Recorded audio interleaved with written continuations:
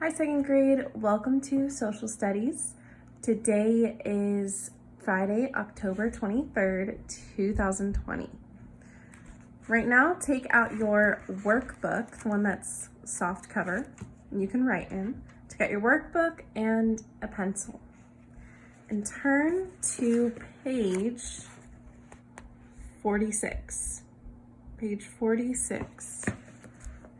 So today is actually the last lesson of our People Long Ago unit.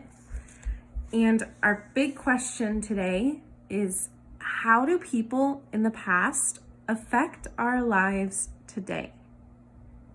Let's look at this word, affect. And if you have a highlighter, you can also highlight over that if you'd like. Affect means to cause a change in.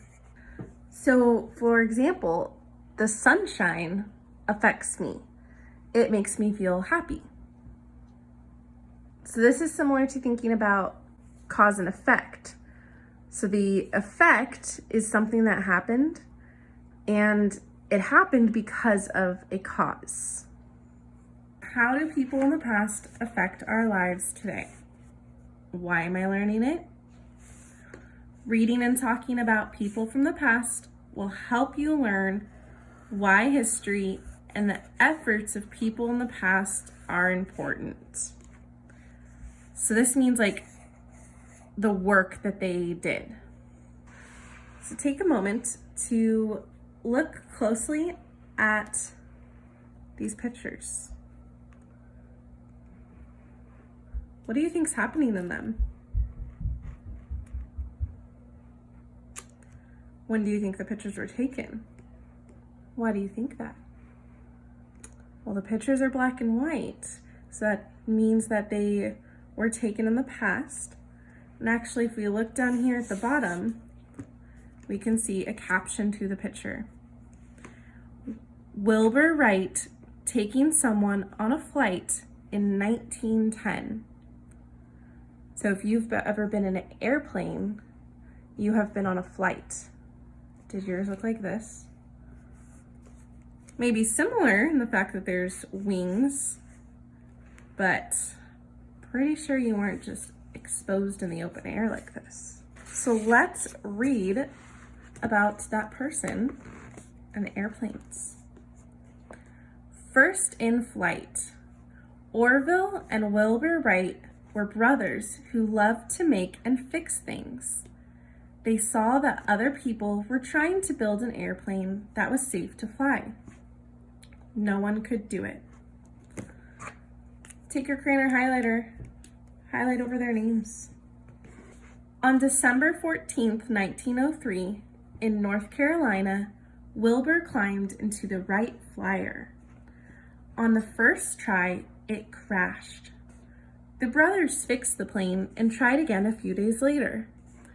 This time, Orville was the pilot. The plane flew for 12 seconds and went 120 feet. It was the first time humans had successfully flown a plane. So this was in 1903. They called it the Wright Flyer. And this last sentence is super important. It was the first time humans had successfully flown a plane. Today, people fly short trips to visit friends or longer flights to see the world.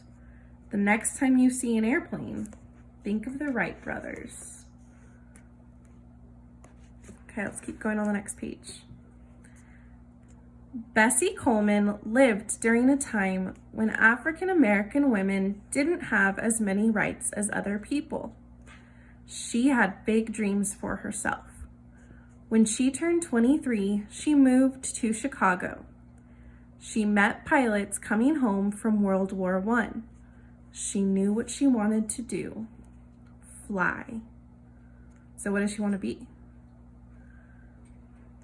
A pilot. Let's highlight her name. Coleman worked hard and saved her money. She moved to Paris and went to pilot school. It took her 7 months, but she received her pilot's license in 1921. Ooh, date. When she returned home to the United States, many reporters came to meet her. She was the first African American woman to earn a pilot's license. She made it easier for other women and African Americans to follow their dreams. Let's highlight this fact. She was the first African American woman to earn a pilot's license. So these 2 pages talk about 3 people that have made a difference in our lives today. Because of Orville and Wilbur Wright, we have airplanes. Because of Bessie Coleman, other women and African Americans will be inspired to not give up, to keep working hard, to live their dreams. Go ahead and put your workbook to the side and now take out your hardcover textbook. Let's open up to page 62. And it has our same essential question at the top. How do people in the past affect our lives today? So let's read Connecting the Past with Today. Leo doesn't think that he's connected to the past, but Rachel thinks she can prove he is. Read their conversation. So we're reading about these 2 children, and it's their conversation they're having about the past. Leo: I don't think I'm connected to the past. That was long ago. Rachel: Really? I think you are. Leo: Prove it. Rachel: Let me think. Why do you like to play soccer? I've always liked it. Mom played soccer in college. There is one connection to the past. Okay, well, maybe just one connection. How did you get to school today? I rode the bus. Have there always been school buses? No, someone had to invent them. That was in the past. I guess I use lots of things that someone invented in the past. Why do we live in California? We moved here when Grandpa got a job at the docks. Yes, there is another connection to the past. Now that I think about it, the past is connected to almost everything. Do you think someday some kids will be making connections to their own pasts and they might connect to me? I know why you are so curious. You got that from our parents too. Also from the past. So thinking about this conversation, think about things in your life that could connect you to the past. We're reading a book right now. Somebody had to invent books in the past. You're using an iPad or a computer or tablet. Somebody created that technology. Look up in the room. Do you have a light on? That light bulb had to be created. Do you like a certain sport or type of music because your parents do? That's a part of your past too. Let's continue reading about how families can pass along traditions. Passing it along. Luke lives on this farm. His parents are farmers. His grandparents were farmers, and his grandparents' parents were farmers too. Luke and his sister love helping out on the farm. They hope that when they grow up, they will be able to pass the farm to a new generation. So like their kids. A generation is a group of people who are born and live at the same time. So in this picture, there are 3 generations: the grandfather, the dad, and the son. Parents and guardians pass down property to their children. Rancho San Pedro was the first Spanish land grant in California in 1784. Part of the rancho has been owned by generations of the Dominguez family ever since. So land can be passed down in generations too. Your community may have restaurants that family members have run for years. The children may grow up and work in the same restaurant with their children. You may enjoy learning about what the adults in your family do in their work. If you enjoy it enough, you may think about having that same type of job when you are an adult. So this actually relates to me. Some of you know that actually my mom teaches at Holy Family in 8th grade, and I went to Holy Family. So both of those things from the past connected me to Holy Family and made me want to come be a teacher here. So do your parents have a job that you really like and maybe you want to do when you grow up? Perhaps the most important things that families pass down are things that can't be seen or heard. Families pass down traditions, values, and memories.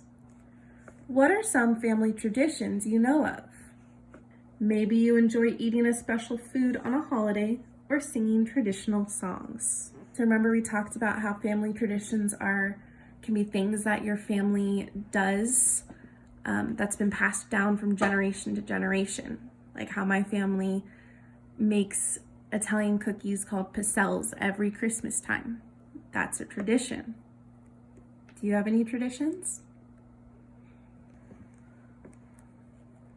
Adults try to help children learn what is important. A father may want his children to know that being honest is very important. He tries to set a good example by telling the truth. Perhaps your family or friends help pick up litter at a park. This shows that caring for the community and helping out are important values of your family and friends. Adults hope to pass down these values to younger generations. So you are at a Catholic school. So that means your family thought the values of Catholic education were important enough to send you here.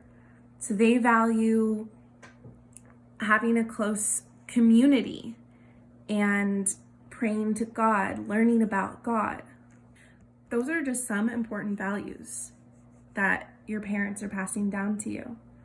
Maybe you can ask them later, what are some other values that you want me to learn to be a good person?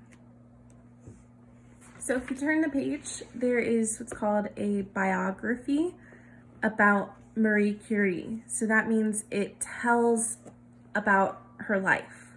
I don't want to make this video too long, so I'm not going to read all this, but feel free to turn the page and read about her because she's an important scientist and we will come back to her later in this year. So let's now go back to that question that we asked at the beginning. How do people or events from the past affect who you are today? So remember the word affect means to cause a change in. So how do people and events from the past change who you are today? You can think about people like inventors, people who've created things. You can think about your family. And for events, it's talking about like specific things that have happened in the past, like maybe your family decided to move from a different country here, or maybe you moved when you were younger, or it could be other events in the past that have affected you. So how do people or events from the past affect who you are today? Answer this question in your social studies workbook on page 53. There's a little section. And also draw a picture on blank paper or on lined paper. Draw a picture to go with what you write. If you're having a difficult time thinking of ideas to write, you can draw your picture first. Draw things that have affected who you are. And if you're a little stuck, go back and read that conversation between Leo and Rachel on page 62 of your social studies book. Maybe it'll give you some ideas, because Rachel helped Leo figure out how his life is affected by people of the past.